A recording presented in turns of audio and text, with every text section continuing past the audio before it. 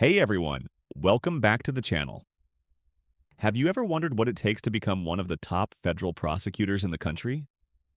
Today, we're diving into the story of Jessica Aber, a remarkable woman who became the U.S. Attorney for the Eastern District of Virginia. Her journey is full of dedication and leadership, but it's also touched by tragedy. She passed away suddenly at just 43 years old, so grab a snack, get comfy, and let's explore her life, her career, and the legacy she left behind. Let's start at the beginning. Jessica Aber was a proud Virginian, born and raised in the state she'd served her whole life. She went to high school and college in Virginia, and in 2006, she graduated from William and Mary Law School. Pretty cool, right? It's actually the oldest law school in the U.S. What do you think sparked her passion for law? Maybe it was a drive to help people or make her community safer. Whatever it was, this was just the start of her amazing journey. After law school, Jessica didn't waste any time. In 2009, she joined the U.S. Attorney's Office for the Eastern District of Virginia as an assistant U.S. attorney. Here's where she really started shining. She took on tough cases. Think financial fraud, public corruption, violent crime, and even child exploitation. Can you imagine the grit it takes to tackle those kinds of issues? She was building a reputation as someone who could handle the big stuff. Then, in 2015, she got a chance to step onto the national stage. She worked as counsel to the Assistant Attorney General at the Department of Justice's Criminal Division.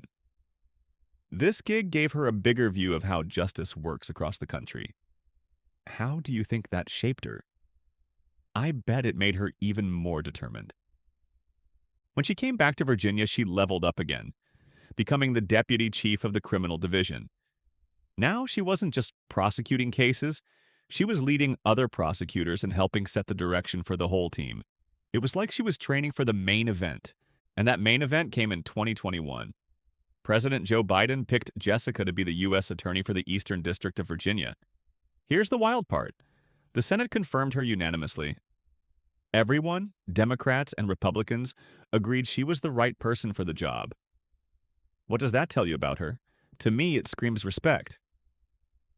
As U.S. Attorney, she was in charge of a huge team, about 300 prosecutors and staff across 4 offices in Alexandria, Richmond, Norfolk, and Newport News.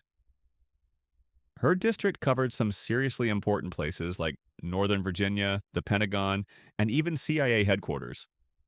This wasn't just any job, it was a big deal. Can you picture the kind of pressure she was under?